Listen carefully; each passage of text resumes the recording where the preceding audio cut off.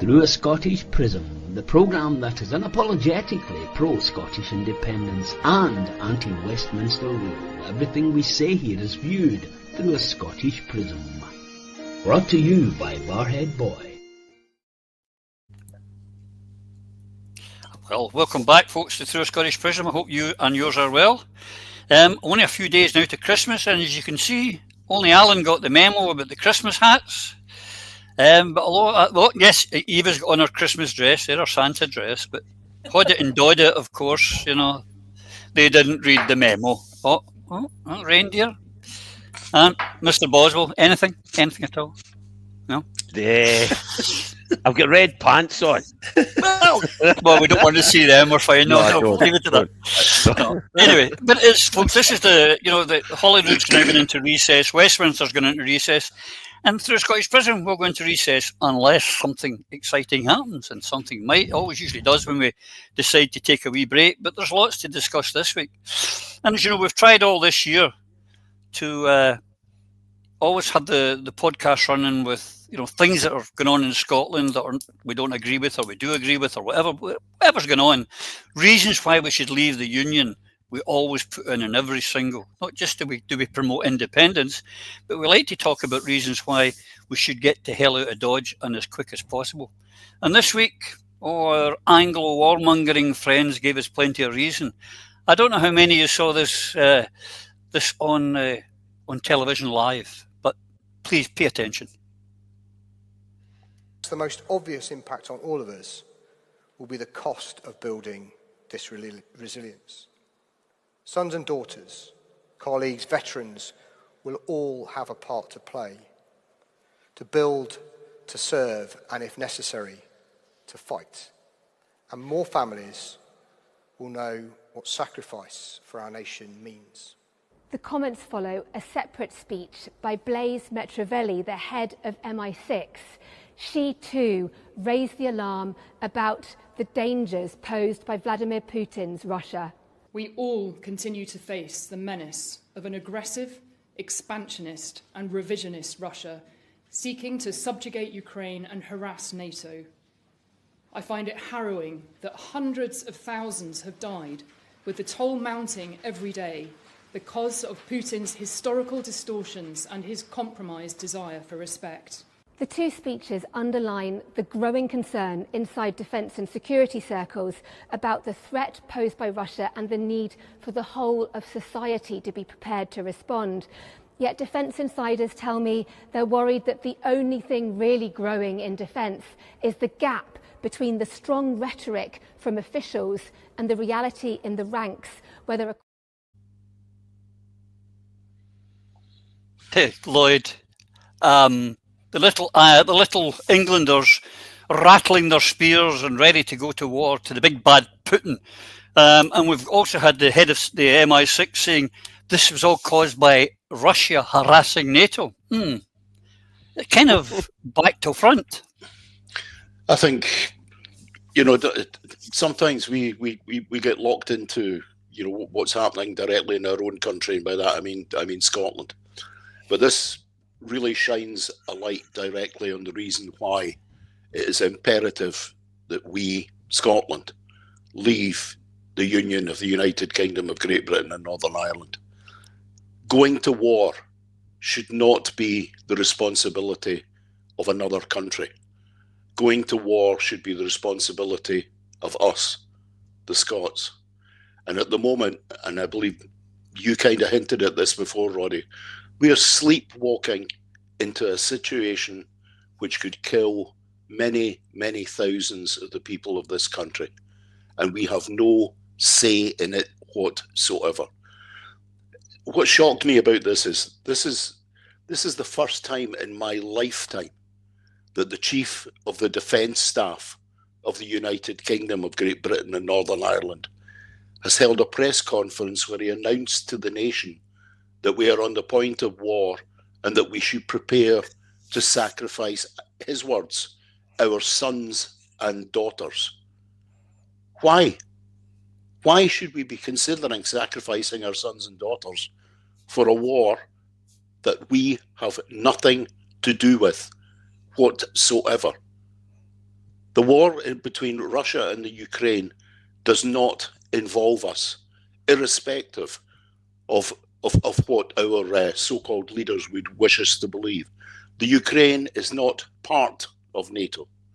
And just as an aside, it was interesting to hear the head of MI6, the Secret Intelligence Service, whose grandfather was a Ukrainian Nazi, defending the right of us, Britain, to go and fight a war for the Ukraine.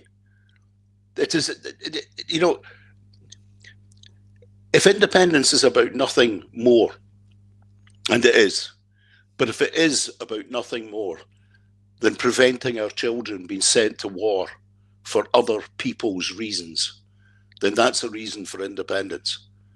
Independence is about making the decisions about the current generations and the future generations. Now, in my lifetime, we came to the brink of war on a number of occasions. The Cuban Missile Crisis, the Yom Kippur War, and the standoff that we weren't told about over the Falklands, and the potential of expansion of the war during the war in Afghanistan and Iraq. On none of these occasions has the Chief of the Defence Staff gone on television and warned the nation that it's time for them to prepare for sacrifice. What looking glass world are we living in here, where this jumped up oaf in his Captain Snort uniform can go on television and announce to my daughter that she should prepare herself to sacrifice her life for what? For what exactly? Let people think about that. What will this sacrifice be for? At the moment, we're giving billions of pounds to support the Ukrainians in their war against the Russians. Why are we doing that when we have people sleeping on the streets? Why are we doing that when we have nurses going to food banks? This insane suggestion that Russia has some desperate desire to conquer the United Kingdom. Could somebody explain what will they be conquering? A land of food banks and poverty? Exactly why would any country wish to attack or conquer so-called Great Britain? This is the illusion. We're being fed the illusion again, and it's in the name, Great Britain. Great Britain is not great. Great Britain is over and done with. It's a minor, nearly irrelevant power on the edge of Europe. It's no longer part of the European Union, and it's a minor element of the NATO alliance. We have 2 aircraft carriers with not enough aeroplanes on them, with not enough naval service personnel to actually serve on both the aircraft carriers at the same time. And we have an army of less than 60,000 people, which is less than the entire casualties of the Ukrainian army over the past 6 weeks. The absurdity of the leaders of this country. And remember, the Chief of the Defence Staff does not make public statements without the approval of the Prime Minister. So the Prime Minister, the current Prime Minister, Mr. Starmer, who appears more to be the Prime Minister or the lackey of Tel Aviv than he is actually the Prime Minister of this country, is suggesting to the families of this country and to the children of this country that they should be prepared to sacrifice themselves for the Ukraine. This in any other time in my life would be a scandal, an absolute scandal. The suggestion that the children of this country lay down their lives for another country would be an absolute scandal. But the lesson for us here as Scots is, if we do not wish to be involved in sacrificial wars that serve no point whatsoever other than to serve the rulers and the elites of the United Kingdom, then we have to take the action next May. The possibility next May is we could be an independent country if people vote correctly. The most important thing in politics is the protection of life. It's about the sanctity of life. And if we don't understand that, then we will be dragged into a war which will result and could result in a nuclear conflagration that will absolutely destroy this country, and there will be no future for our children. Waking up, people. We are sleepwalking, being led sleepwalking towards war. A war we do not need, a war that will benefit us in no way whatsoever, as war never benefits anyone, as everyone who's seen any of the many, many war memorials in the villages, towns and cities of our country. The sacrifice made by the men and women of this country over the 20th century and now into the 21st century is far, far too great and should never, ever happen again. And the only way we can prevent that is by taking the power and the control of our country into our own hands and out of the hands of these maniacs in Whitehall and Westminster. Well said. I agree. I mean, that's the thing. When after the First World War, they talked to Phil about the homes for heroes.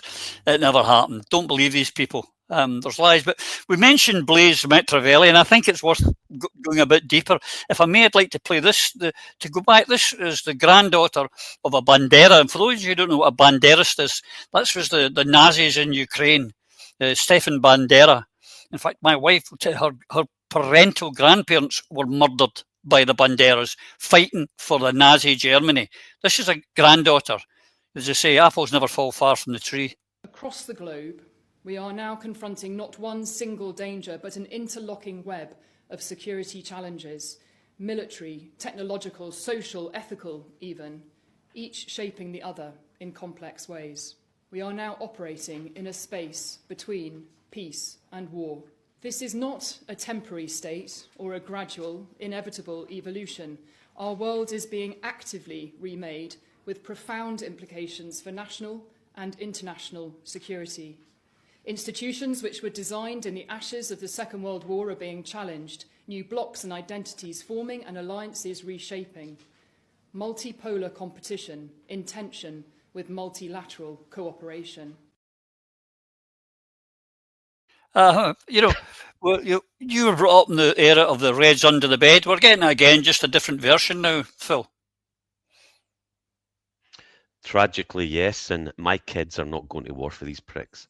King and country can jog on. Give these knobheads and all their supporters, including Blaise and our Nazi roots, a penknife and send them to the Ukraine front line to fight the Russians if they want. But my kids ain't going. And we're not, and it's a war that we started. Check out the Oxford Union debate for a really articulate piece on this. In April 2013, Ben Griffin, ex-SAS warrior, took part in a debate at the Oxford Union supporting the proposition, "We will not fight for Queen and country," during which he stated that patriotism is a false religion, that it was propagated self-servingly by influential elitist groups in society who financially benefited from it. More on that later. He also stated that the professional British Army is composed primarily of the modern equivalent of men-at-arms whose military service is motivated by other causes than patriotism, and that the British Army's esprit de corps is to go to war, any war, for self-possessed warlike motivation, rather than for more principled aspirations. So calling for war in this day and age is a joke, a bitter evil joke, calling for war against Russia that the people of Europe do not want.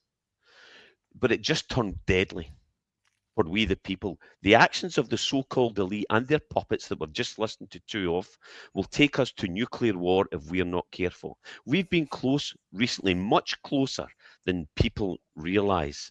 There was a time when the Starmer went over to America with his little red case, with the fire codes to strike deep into Russia under Biden, and through Putin's, through the back channels, the calls that were made beyond the public announcements by the Russians, they pulled out and they did not allow Ukraine to do the long stage strikes, because Russia knows and everybody knows that for Ukraine to make long-range strikes into Russia, it needs American fingerprints on it, or British fingerprints on it, or French fingerprints on it. They can't do it on their own. This is what's happening here. So, this is treasonous. This is treasonous. This guy and this woman should pay for it. I think treason's still a capital offence. If so, I'll back the punishment to the hilt. The UK and European militaries, because they're putting our children and our lives and futures at risk for money. For money. He's not even a brilliant professional soldier. Who the hell is she? What does she know? You can virtually see the strings being pulled.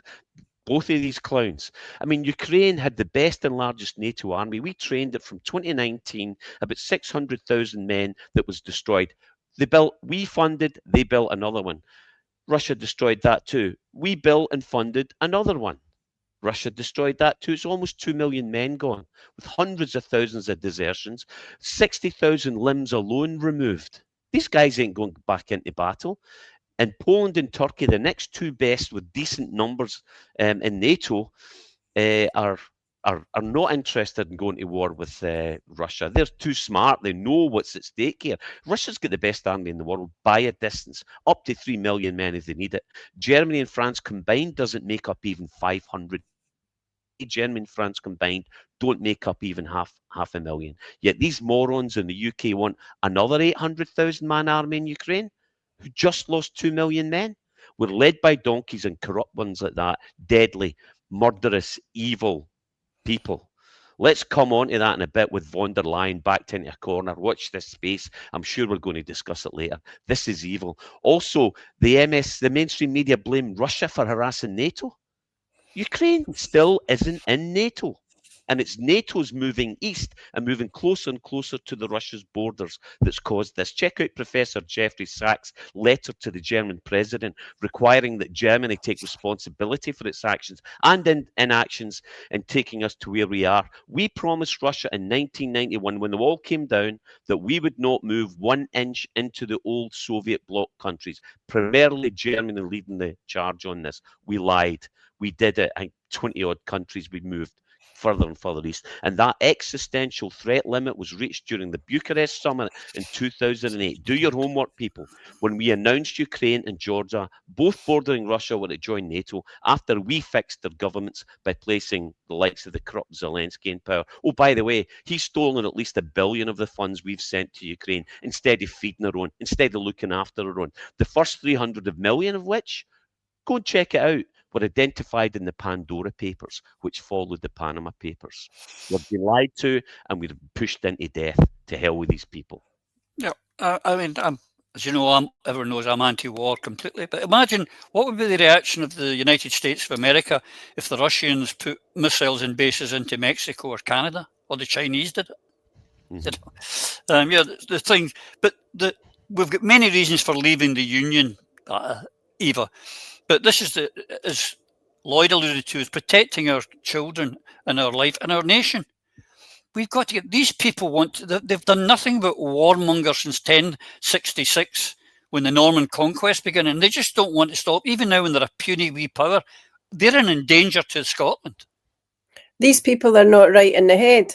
That woman is dolled up to the nines as if she thinks that she's auditioning for some, fancy position in a Netflix online video, rather than actually dealing with the potential killing and in essence murder of thousands of people in this country. And we're coming up to Christmas, obviously, and I can't help but think about the truce in the front lines of the trenches in, was it 1914, when the Germans and the Allies stopped shooting each other, played games of football apparently, swapped cigarettes, probably had a wee half here and there, and then the following day it was business as usual and they shot each other to hell. And the first that I really knew about the First World War was learning about the poems that were written then. And remember, we all know them all so well. Dulce et decorum pro patria mori est. That is not what this potential war with Russia is about. It's not about fighting for Scotland or fighting for Britain or fighting for democracy. It isn't about any of that at all. It's about money, it's about resources, it's about saber rattling, and it's completely and utterly wrong, and it's wrong-minded. And anybody who supports the concept that Britain should go to war seriously needs their head examined forthwith and should be removed from the positions of power that they're actually in. Because that Blaze, whatever her name is, it's not her bairns that'll be going to war. The other guy, it's not his children that will be going to war. They'll not be on the front lines. They'll not be getting their arms and legs chopped off. You know, it's what we always say every time that we talk about war.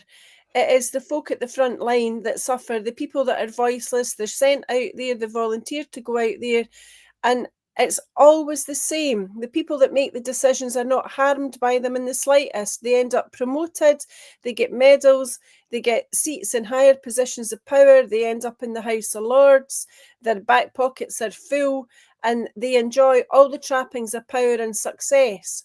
And it's the ordinary people of the country that suffer. And this time, enough really is enough. We should be having a revolution in Scotland whereby the people of Scotland are saying, actually, enough is enough. We're no wanting to be reading about Sergeant Mackenzie and Lamey Doon and the Cold Ground anymore. We shouldn't be speaking about war. We should be asking, where are the peacemakers? Where are the diplomats? Where are the people with common sense who say, this is a rich, bounteous world, or it should be if we had leaders who promoted peace and decency and goodness and kindness and not blasting each other to buggery, which is all that these nutcases are interested in for reasons that don't escape us. We know what it is. We know it's about money. We know it's about resources. We know it's about looking grand on the world stage, sooking in with the Americans or whoever it is that, you know, you want to be in the club with. And it just isn't good enough. I mean, we all remember particularly the Falklands War, and remember the vocabulary that entered, or the words that entered our vocabulary then. It was the first time I'd heard the word jingoism, and then you heard the word yomp.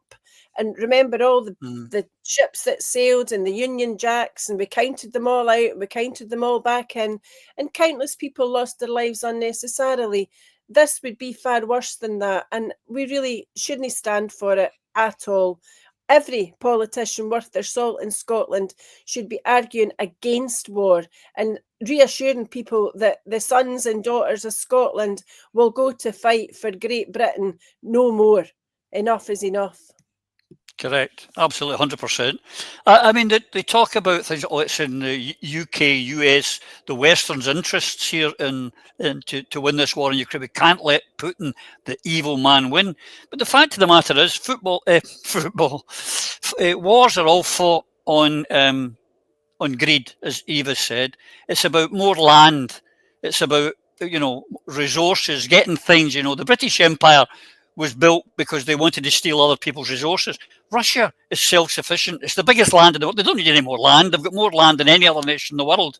They're self-sufficient in everything they've got, Alan. So this is an absolute red herring. They want to come and take over bankrupt Britain, skint France, and, industrialise no more Germany. It's a load of nonsense. It's just to make money for the elite. The first casualty of any war is truth. Truth, yeah. And we are seeing that time and time again.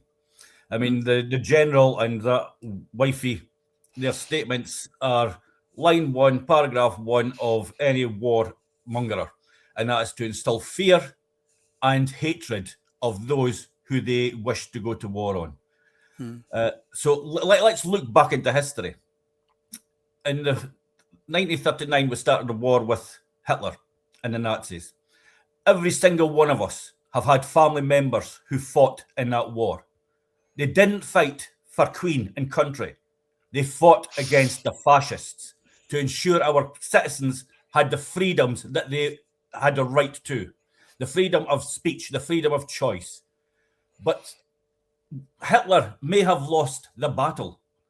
He certainly didn't lose the war. Because at this present time, there'll be thousands of soldiers burrowing in their graves that what they fought against are now being brought into this country by an elected government of this country and being pushed by opposition members of this country. And in Scotland, it is a country that has no business making any defence policies for the people of Scotland because it is a foreign country. It is an English country interfered through the United States and Israel. And that's what the people of Scotland have got to realise. This is not what our forefathers fought for. This is what they fought against. And if we look back to the Russian, how this all started, this didn't start because Russia wanted this land back. This started because NATO were allowing the Ukrainian government, which they put in place by removing a democratically elected government of Ukraine, to go into Russian areas to stop people from speaking their own native tongue of Russian, and kidnapping, raping and murdering Russian citizens. Russia gave fair warning that if this did not stop, then they would come in and defend their citizen, like every other country would do. That's how this war started. It wasn't big bad Russia. It was Ukraine kidnapping and raping and murdering Russian citizens because they are fascists, and people should never ever forget that. History is a wonderful thing if you learn it properly, but you're supposed to learn the lessons from Russia, from history. You're not supposed to make the same mistakes. So next year, we have only one choice.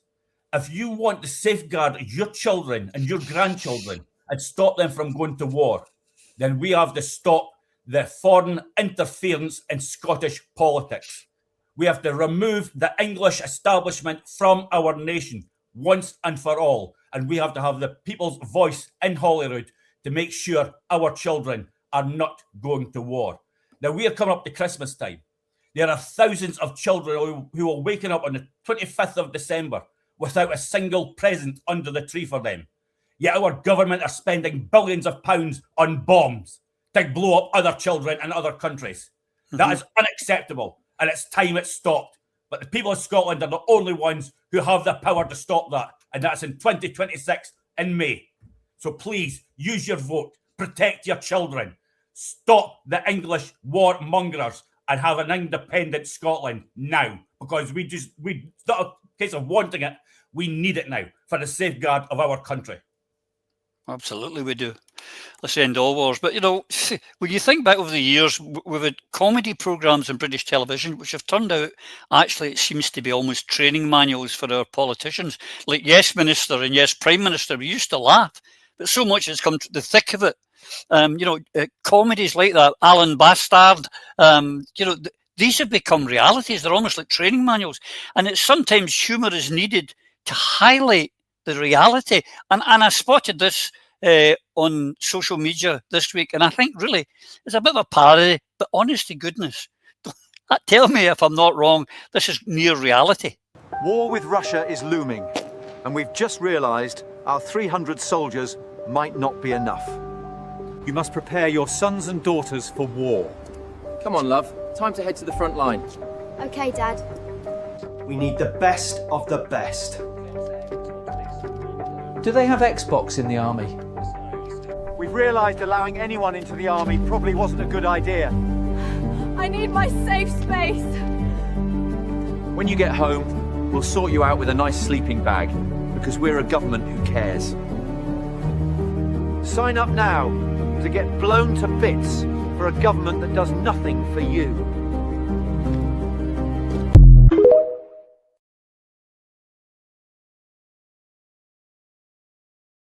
A government, and it's quite true, get blasted for a government that doesn't care about you. How true is that? Yeah, well, it's always been the story. I think, we've said much about this, but I think what that particular kind of parody advert actually shows is it's a bit more close to reality. I mean, even commentators on the BBC defence correspondent has admitted that the British Army is not in a fit state to genuinely involve itself in a modern war. We have little or no drone capability. We have no understanding of the new battlefield tactics which have developed, particularly during the war between Ukraine and Russia. We don't have the technology for a modern war. It's as simple and straightforward as that. In fact, in some ways, the whole aircraft carriers debacle is a kind of crystallization of that. Build these huge, big statement ships in a time when great, big, huge statement ships are as was described by one Russian admiral, just big sitting targets that one missile will sink. We've done no development of missile technology. The Russians, the Chinese have developed missile technology, which at the moment we have no defense against. One missile system in particular, the Oreshnik. The Oreshnik can carry a nuclear warhead, it can carry a conventional warhead, but it can hit anywhere in the world in 7 minutes. Nothing can stand against it. It's hypersonic. There is no defense against it. So this whole idea that we will go into a conflict with any country that's actually technologically advanced and stand any chance whatsoever really is a terrible nonsense. But then again, the history of the conflicts that Britain's been involved in the past 20 odd years, and even going back to the Falklands War in 1980-81, those were conflicts against countries that were barely able to match the British on the field of battle or at sea. We've never come up since the Second War, since Korea, have never come up against the technologically advanced military. And I think it has been in the interests of British governments, of successive British governments, to try and convince the British people that Britain can stand equal to the large military powers. And the simple fact of the matter is it can't. I mean, and people are not stupid. I mean,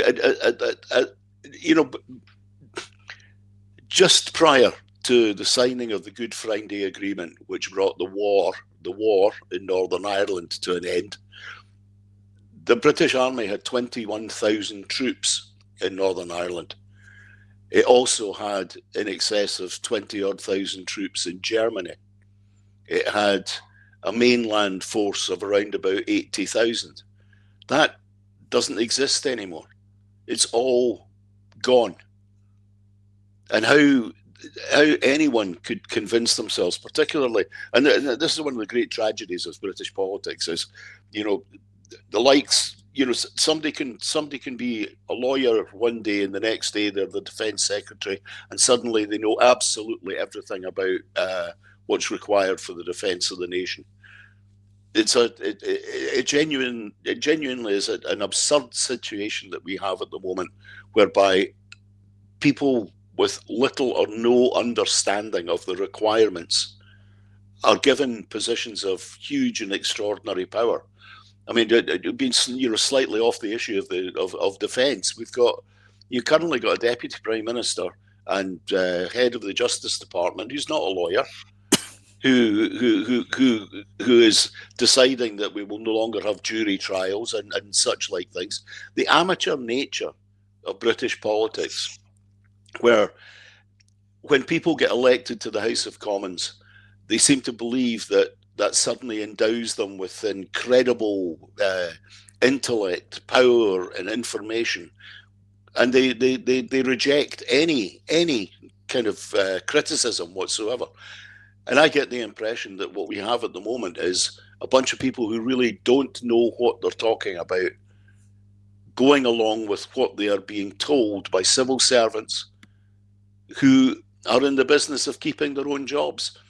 And as you mentioned earlier, yes, Prime Minister, and other comedy programmes that we've had about British politics, the business of the civil servant is to keep the minister happy. And if the minister's happy, the civil servant is safe. And unfortunately, what falls between those two positions is the people. And that's why we have food banks. That's why we have military veterans sleeping in sleeping bags on the street. And that ain't going to change anytime too soon with the sabre rattling of the current ruling class in Britain. Correct. Well, the pretendy one government, when they change out from one Oxbridge neoliberal government to another Oxbridge neoliberal government, the one thing that's constant is that the civil service are all from Oxbridge and they've got the same thoughts. So nothing really changes. The civil servants run the country. But here's one. We know that war comes from corruption, and there's been no more corruption, Phil, than within this Ukrainian war, what's going on. Now, here's a video about You remember right at the beginning, they told Abramovich he couldn't own Chelsea anymore and he had to sell it up, etc. Which was, again, I thought was ridiculous. What's that got to do with a private individual, what his nation of birth did to him when he's living in a different country? But anyway, that's what happened. Now, this is what they're up to. They're wanting the money now. There was a really disturbing story that came out last week from a small European newspaper called the EU Observer, in which they documented how the head of Euroclear, which is the bank or the custodian organization where the Russian money is held, that this person had been threatened with death from the Russians. And I can't imagine that a similar threat hasn't been made to the Prime Minister of Belgium.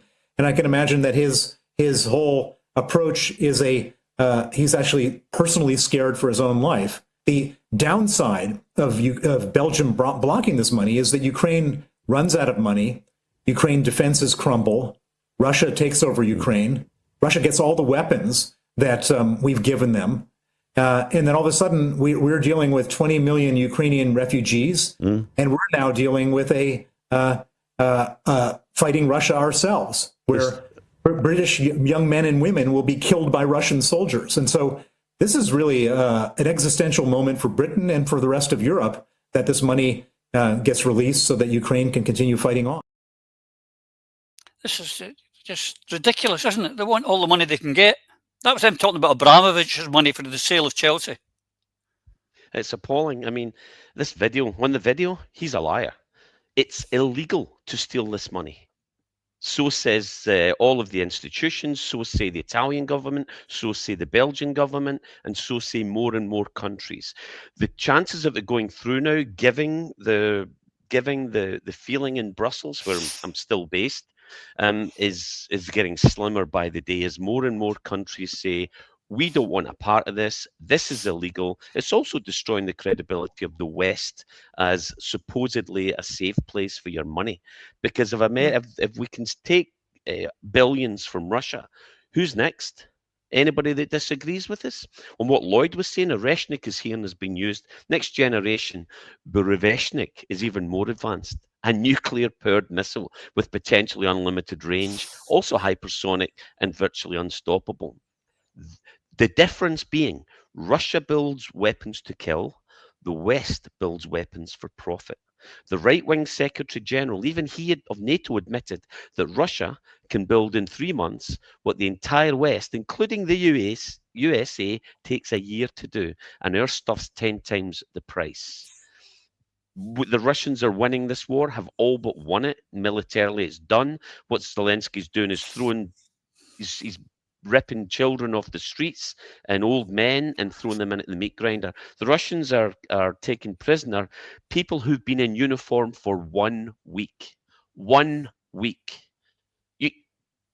It takes years to train a battalion and leaders. It's absolutely horrific what's happening. But the Ukraine essentially went bankrupt in 2015 when they started defaulting on loans. So the golden rule in finance, you do not give loans to a bankrupt entity. But we did. The Western leaders, controlled by the billionaires, did so to the tune of tens of billions in money and arms, around 2/3 of which has gone missing. Okay, now the US has backed off a bit. The EU members whose future depends on the continuation of this war, this proxy war, and Britain are still advocating and committed to sending more billions to Ukraine, which isn't even an EU country, while our own people suffer. Critically, and watch this space, this is already out there in his legs. Yesterday in Brussels, where I remain, a major and unexpected event took place involving the first evidence of the massive corrupt theft of money, other than the Pandora Papers, from the people of Europe, including us. It concerns a European Union payment of 4.2 billion issued to a US organization that has von der Leyen family investment and connections. Yeah, that von der Leyen. So finally, some chickens have come home to roost, as should happen in the UK too. So the Queen of Europe, when presented with a financial dossier by Hungary's President Viktor Orban, this is a thick binder which is titled the Shadow Budget, and according to Orban, just one of the 15 he has, courtesy of a whistleblower within the EU, which shows that the 4.2 billion supposedly set for Eastern European infrastructure support went to Ukraine via a US investment company. Now, he cited Article 325 of the Treaty on the Functioning of the European Union, the clause regarding fraud against the Union's financial interest. He went on, the ghost transaction, 4.2 billion euros, then cited a document dated 14th of September 2025. It was a leaked memo from the Budgetary Control Committee, and he then said directly to von der Leyen's face, Madam President, can you explain to this House where the 4.2 billion euros that was allocated to the Emergency Energy Transition Fund actually went? He then cited wire transaction number EUX99LUX, which did not go to any EU country in Eastern Europe, but instead was transferred via massive consultancy firm based in Delaware, USA, which is a state with special taxation privileges, and a branch in Luxembourg. And the conflict of interest connection is that this company, Greenstrat Global, lists on its board of advisors a certain Heiko von der Leyen. She got up to speak as she was supposed to just 3 minutes later, but instead of addressing the budgetary issues as she should have, as is her job, she mumbled something about procedural inadequacy and, with the mic still on, told her PA to get her out of here. This happened yesterday. Why is it not all over the news? Answers on a postcard. She shuffled her papers left to the calls of her resignation from the floor. If Germany has any sense, it will leave both NATO and the EU. Now, I should say that the UK did not leave the EU for the right reasons. It did so to avoid legislation that the EU are putting in place in respect of taxation of wealth, especially hedge fund wealth. So it was no surprise that it was the hedge funds that funded Brexit and Farage. So Ukraine, on the final point in this, has been the most corrupt country in Europe for quite some time, except the UK, of course, which is the most corrupt country in the world. Why? Yep. Roberto Savioni, in his book Gomorrah, investigated corruption in Italy and named Neapolitan mafia members. He was at the Hay&Wye Book Festival, asked the question, what's the most corrupt country in the world? And he says, you might think it's anywhere else, but you're standing on it. The BV system, a system brought by William of Orange from the Netherlands, was taken and further developed by the City of London into the offshore banking system through which UK-dependent territories finance and channel money, and it comes back out clean. And Roberto advised that over half of the world's stolen wealth gets money laundered through the UK. That, dear friends, funds a great deal of corruption and has killed and destroyed millions of people in countries around the world. That's what we're up against. Keep the faith, independence, nothing less. Yeah, thank you for that, Phil. Corruption is everywhere, Eva, and also irony. And I don't know how many of you followed this, but this week, this is Starmer has appointed Mike Bloomberg, a very popular man in Tel Aviv, and he actually trains UK mayors how to behave. He's now been asked to launch, this is brilliant, an investigation into foreign interference. This man's from New York. He is beholden to Israel, and he's been asked to investigate foreign interference. Am I missing something, Eva? It's like a carry-on film. You're waiting for Hattie Jakes and Kenneth Williams to jump out of the background, aren't you? It just goes for the sublime to the bloody ridiculous. But, you know, Roddy, we've spoken about foreign affairs. We're speaking there about Keir Starmer and his influence. And you need to, or we need to rather, get our eye back on the ball of what's happening in Scotland, or what's not happening in Scotland, or what should be happening in Scotland. And we talk all the time about the desire for independence, the desperate need for independence, the necessity, the urgent necessity for independence. And while we're doing that, the party that's supposed to be getting our independence is making a pure mess of what's going on in Holyrood. Obviously, the others have spoken about criminality, and Phil's speaking there about corruption. But look what happened this week. Look what we learned in Holyrood, that there are at least 3 SNP MSPs who've been recorded covertly without their knowledge or consent by people apparently working on behalf of the SNP. Now, if that happened, it's likely to comprise criminality. at the very heart of what's supposed to be, the cradle of democracy in Scotland, the precious, in inverted commas, Holyrood Scottish Parliament, as we like to refer to it, despite the fact that Angus Robertson this week was up in arms referring to how Westminster still treats the devolved parliaments as if they are subordinate. Well, I've got news for you, Angus. They are. That's what devolution is. Power devolved is power retained. So the Scottish political climate just now is completely and utterly wrong. It's skewed, it's skew-with. And you would like to have thought that if the presiding officer of the Parliament was told that there was something going on in the offices of MSPs who were being recorded without the knowledge or consent, our first thing would have been to pick up the phone to the cops, get the police in, get them looking into this. But no, the answer was nothing to see here, move along. And that's because there's a malaise, there's an illness, there's something very rotten at the heart of the Holyrood Parliament at the moment. And it's offensive in the extreme. And what it means is that they're all turning on each other, they're keeping an eye on each other, keeping tabs on each other, nobody trusts each other anymore, they're cliping, they're sneaky, they're backstabbing, they're stabbing them in the front, not just in the back, as you saw what happened the other day with Ash Regan being banned, potentially being banned from Holyrood for a couple of days because she had the temerity to criticise Maggie Chapman, who in turn was criticising the Supreme Court because the Supreme Court said you can't change your sex. I mean, I said a Carry On film, it's much worse than that. It's not the thick of it. It's not Alan Bastard. It's much, much worse. And this is why people turn on the telly, they see politicians and they think, stuff this. I'm no voting because not one single one of them deserves my trust. They don't deserve my vote. They're a parcel of rogues sitting in Holyrood, not just down in Westminster. And for that reason, Liberate Scotland exists, because people need to be able to choose and vote for and elect candidates that are ordinary folk like them, who share their values, who want to go in there and red out the nonsense and the rubbish and the second and third and fourth rates that are there at the moment. I mean, how many of them can even string a sentence together?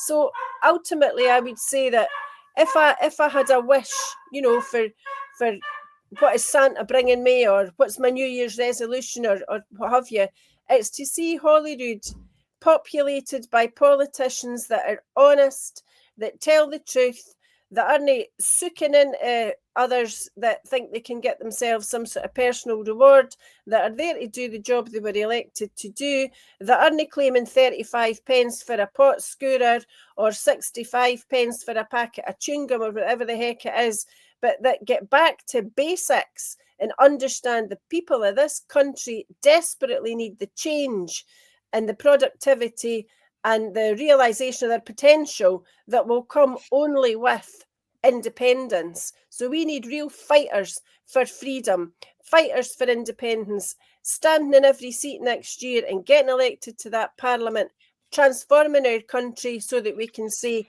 no to the warmongers in Westminster. We can declare ourselves to be a neutral, peace-loving, peace-supporting country where it's bairns, no bombs, and our money and our resources are spent for the betterment of our people and also for the betterment of people worldwide, where we can contribute properly to foreign aid budgets, where we can go to Malawi and continue to educate young children, where we can look after lassies that can go to school because they've got toilets that are for girls, all that sort of stuff. We can do when we harness our own resources for our own sake and our own good.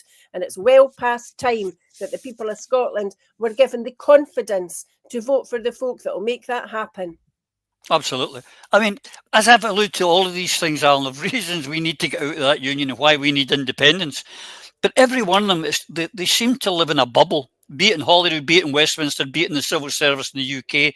I mean, the fact that they think that they can take an army of approximately 40 or 50,000 and go and face an army of 2 million and give them a damn good thrashing.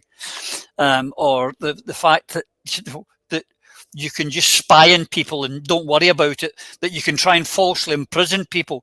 As long as you're in the wee bubble I mean, I had one, I mentioned it just before we started, one of our MSPs who had great pleasure on social media showing everyone how he got his piece of rare venison for his Christmas dinner for his office. Well, half his constituents are struggling to put a meal on the table. They just live in a completely different world.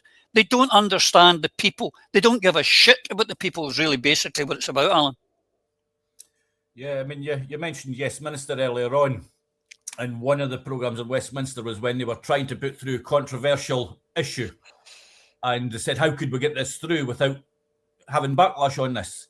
And the answer was, we'll start a war. Because it deflects people's attention away from what you're doing internally in your own nation. Now, we have at this present time in this nation, people who are standing up against genocide, being locked up, arrested, locked up, and stopped from getting vital medical care when they go on hunger strike. We've got lots of people in prisons just now in the United Kingdom who are being refused medical treatment because they are on hunger strike. Now, some people may say it's their own fault. Well, we would not have trade union rights in this country without people taking action like that. Women would not have the vote in this country if it wasn't for people taking action like that. When you have to take drastic action, like going on hunger strike, because you are being falsely imprisoned for standing up for your rights and the rights of others, then there is a massive problem within the government of this country. Now, we talk about spies within our midst. Scotland has had spies within its government for generations, or in fact for centuries. They are English spies. They are now called the English Civil Service. They are the ones who are spying on us. They are the real and present danger to every single citizen in this country. And those are the ones that we have to remove. Now, I've always been under the belief that when we get independence, we could start afresh. We could build a country that we deserve and our children deserve. I am now moving to the position where I think before we even get to that stage, we have to have trials of retribution for these people who have actively worked against the people of Scotland and breached every single one of our citizens' human rights must be brought to trial and punished for this. Because these people are actively working against the interests of every single citizen.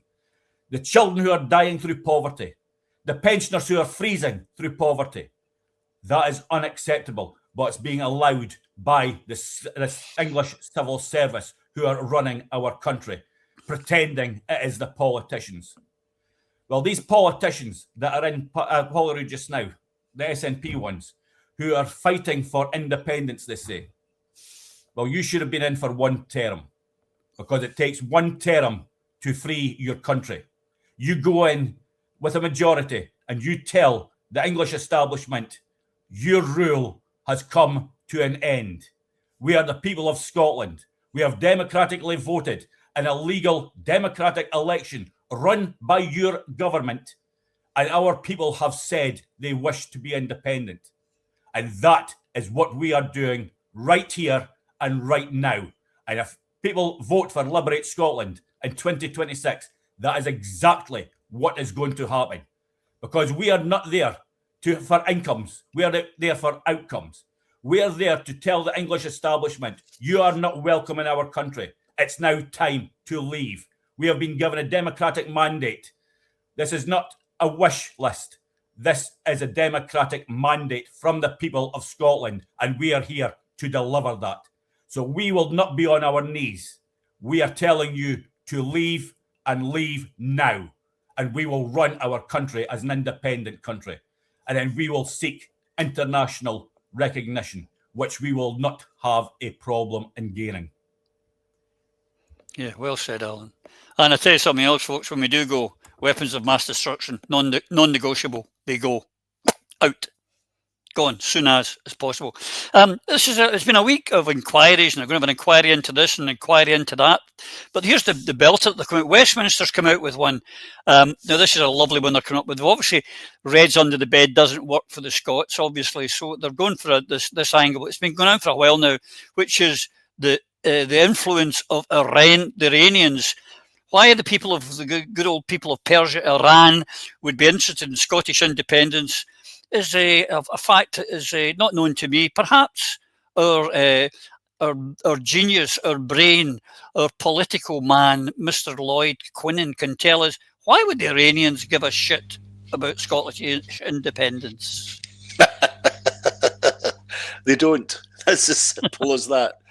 No, I mean, this is part of the bigger narrative that in some ways has not been properly examined by the national movement.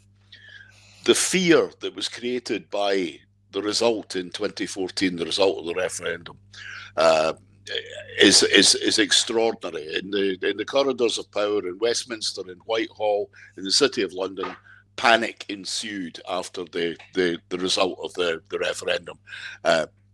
And what's happened since then is there has been an enormous kind of primarily low-level psychological campaign to convince the people of this country that they must not go down that road.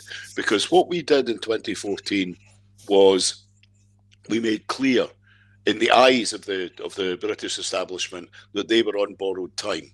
Now, any organisation that's on borrowed time tries to make that borrowed time the longest possible length of time it can. And it's helpful when you have a British foreign policy that says that Russia is bad and Iran is bad, two countries which they've never invaded us, but we've invaded them on a number of occasions, that these are the bogeymen we need to be afeared of. So the idea that Britain has been subverted by Iran and Russia through the Scottish national movement or support for the Scottish national movement serves Britain in two ways. It convinces the larger part of the country, the United Kingdom, England, that the Russians are out to get them and the Iranian mullahs are out to get them as well. And what it does is it sows seeds of doubt in the minds of certain elements of the population in Scotland. Now, there is no basis for this whatsoever.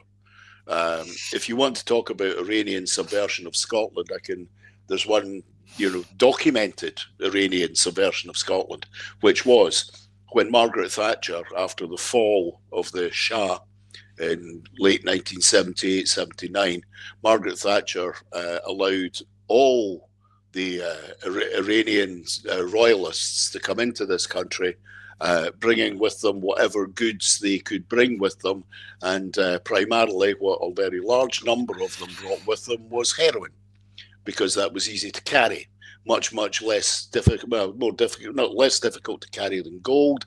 So, and to no small degree, the explosion of heroin on the streets of Scotland at that time was because of illicit amounts of heroin that were brought into the country by Iranian royalist refugees. So that's Iranian interference. Fortunately, those Iranians are not in charge of Iran anymore. It's a completely different set of Iranians who have a different set of values, and they have no interest whatsoever in subverting either the Scottish independence movement or subverting Britain. Britain, along with its allies, Israel and the United States, spends an inordinate amount of time trying to subvert Iran, and we know this. It's simple and straightforward. We are continually told that Iran was behind the destruction of the aircraft over Lockerbie. That could well be true, but the fact of the matter is, if that is true, then that was in reprisal for the Americans shooting down an Iranian aircraft. Look, there's the use of psychological pressure by particularly the Whitehall and the British security services, as we discussed earlier on. We're being teed up to go to war at the moment. And how are they doing it? As Phil said, by creating fear, creating a bogeyman and creating fear of the bogeyman.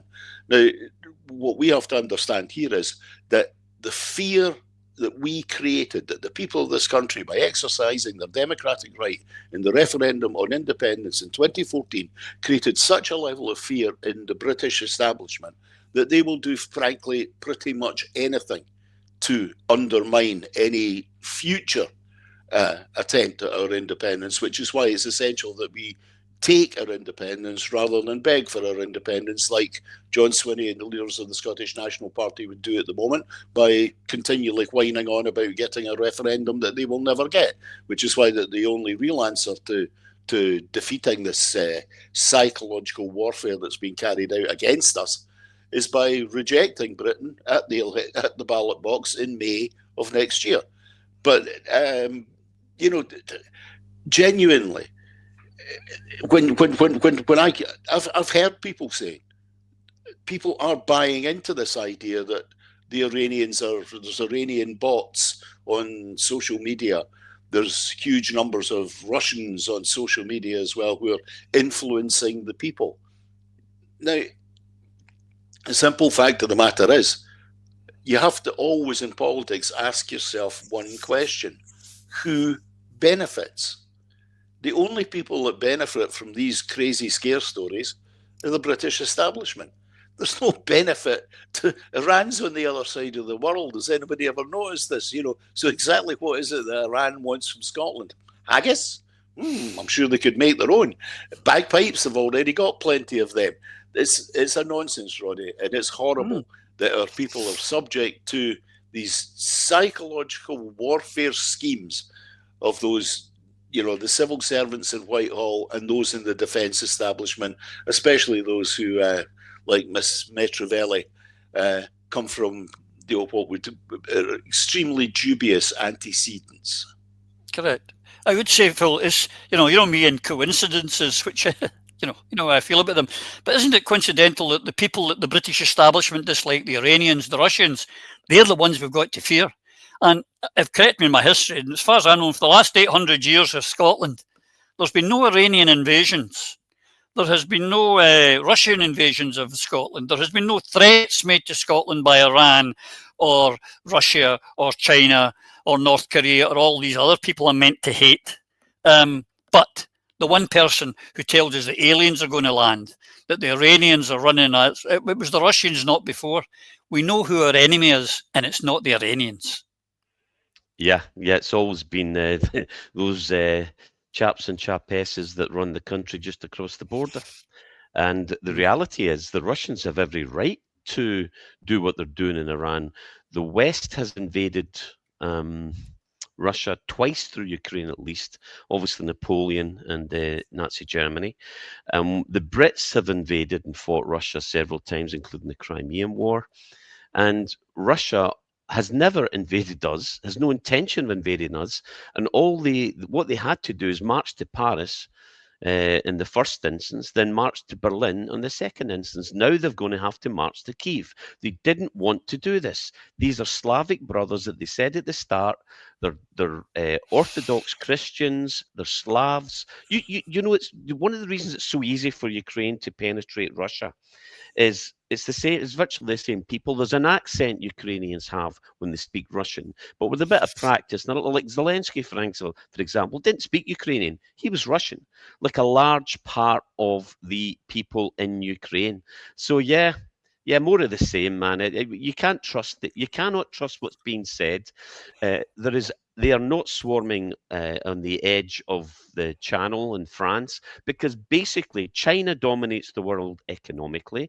Russia has the best military in the world by a distance, but even they have no interest in coming west. And if you take even the slightest bit of interest in this and do your research for some of the people that we know that we get this information from, you'll see why the difference. I mean, when the Germans invade, Operation Barbarossa had like a 2,800 kilometer front line, several million men, 750,000 motorized vehicles, and the Russians came into Ukraine, which is smaller now, but at the start I think it was about almost 2,000 kilometer line, with 130,000, 250,000 men. This is not a war. This was not a war. This is exactly what the Russians said. And they did exactly what they said they would do. It's a special military operation. It's not a mass invasion for occupation.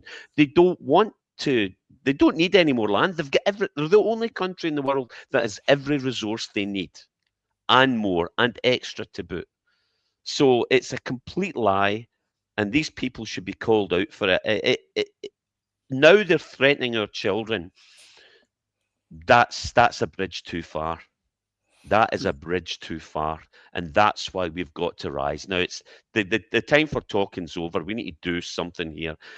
God knows, but as we always said, Guy Fawkes is the only person that went to Westminster with honest intentions, and sadly, I believe that's true. Well, maybe not. I know a lot. I went, and a few of us, and there are others, but a lot of them get turned by the system, and we know we still don't want violence. But when it's been pushed on you, more importantly, your children are being pushed into it. Oh no, we have to stop these people. We're getting close to the end. I'd like to get through it. Iranian bots, Eva. You're not getting like me getting fed up with, it's Iranian bots, it's Russian bots, it's this, that, and the next thing. Why can't they just accept it's the people of Scotland, not anyone else? Because they have to keep distracting us and taking the eye off the ball. That's why you see all different events and stories that hit the headlines, so that people are not talking about what they should be talking about, which is the benefit that independence will bring to our country. I mean, I saw earlier this week, John Swinney was quoted as having said that energy will be the centrepiece, the linchpin, the focus of the SNP's election campaign next year. Well, what should be the linchpin of everybody who says they want independence is unity within the campaign, and there should be ongoing talks as to how we can manage next year's election and turn it into, in essence, a de facto referendum. And that'll be done when people like John Swinney or other people in positions of power and leadership recognise and acknowledge publicly that the way to achieve our independence next year is to have one independent supporting candidate in every constituency and to have a managed position on the list. In the absence of that, what you will find is people like Alan and me and Izzy, who was here last week, and Denise and Greg and others, Colette, obviously, Julie, we'll stand against SNP candidates when we consider that they are not laser focused on attaining independence. And that will continue to be the case until our country is independent again. Liberate Scotland's not going away. We plan to win next year, but if we don't win next year, we will continue to fight at every single election, because every single election, whether Holyrood or Westminster, should be a de facto referendum. Absolutely. Our country requires to be free, and it's the only way that our country will prosper. So I've said it before, and I'll say it again, and I'll say it until I'm blue in my face, and I'm never going to stop saying it. If you want independence for Scotland, you have to have a united campaign. It's the only way it'll work. And if the SNP will not participate in a united campaign, then the SNP one day will cease to exist, because people will see through them in large numbers. They are already being seen through by very many people. That's why you've got voter apathy. That's why the turnouts in by-elections have been so low. But to end on a positive note, the reason that we seek independence is not just because we used to be an independent country. It's not just because Scotland is a nation. It's because we know that Scotland can only prosper if decisions about Scotland are made in Scotland by the people of Scotland, where the priority is the benefit to the people of Scotland and our position on the world stage as no better or no worse than anybody else, just equal to everybody, to every other independent country, and we're accountable to each other and to ourselves for the decisions that we make here and for how we conduct ourselves as a nation. That's why we want independence. Here, well said. All sorts of reasons to say it is, Iranians, Russians, whatever, the Chinese are coming to get us. But their big one, Alan, of course, is ferries. Ferries, the ferries is why you can't be independent. What no one's been shouting about in the British Unionists in Scotland is this one. Now, I don't know if you followed this one, Alan, but they spent 72 million refurbishing this warship, only for the Labour Party government to sell it off to Brazil for 20 million. Less than it cost to repair it, and to try and get themselves cuts to save £2 billion. They want to go to war, but they're flogging off the assets that you would need to go to war for pennies, because they can't run a menage, let alone a nation's economy. Yeah, I mean, it's all deflection. It's if you look at any politicians now, when they're fighting campaigns, it's all about how bad the other ones are. Never about what they're going to do to help the people of Scotland. Not one of them have a positive thing to say. But I mean, in 2014, remember we were told that the Russians were coming to get us.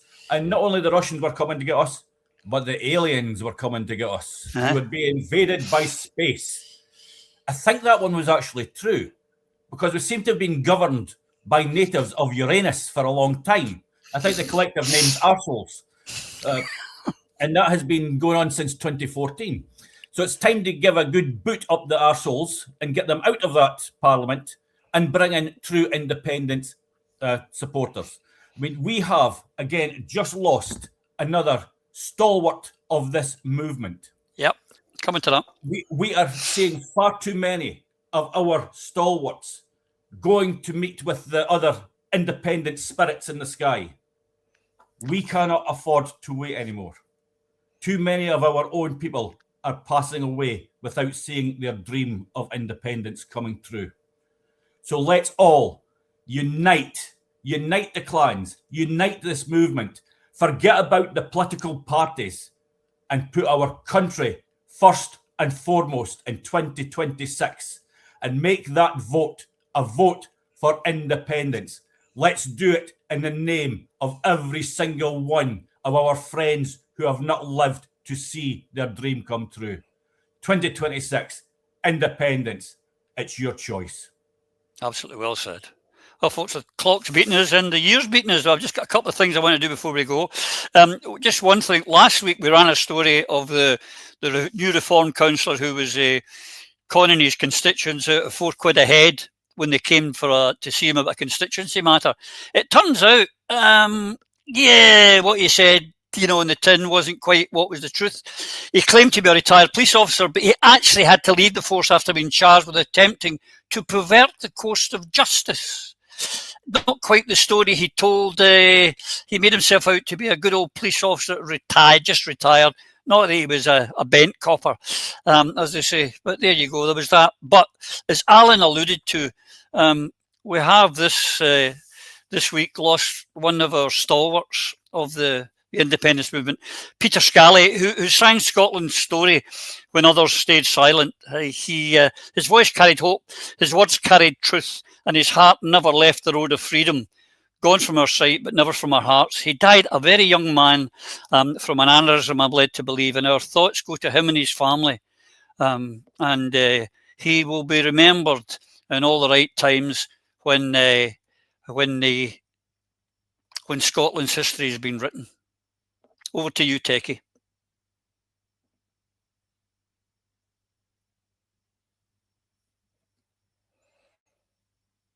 This is a wee song I wrote myself. This is called Patriots.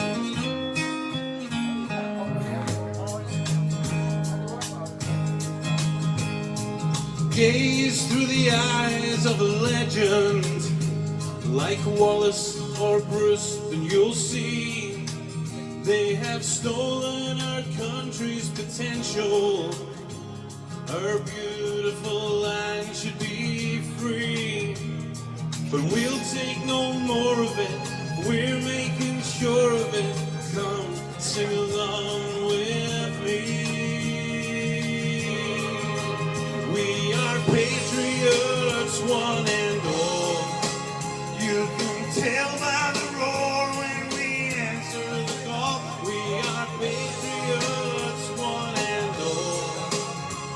We're fighting for Scotland and freedom for all. Stand in the fields of Culloden or Bannockburn. Close your eyes. Feel the resurgence within you from your countrymen who have died, but they'll take no more away. Stand up and have your say. Come and stand with me. We are patriots, one and all. You can tell by the roar when we answer the call. We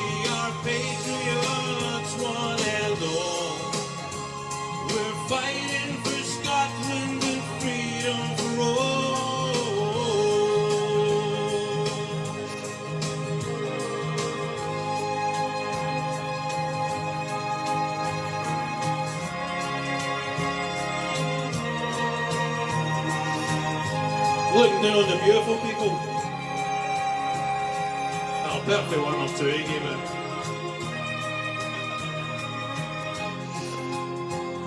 It's always an honour and a pleasure to be asked to do this, so thank you, both of you.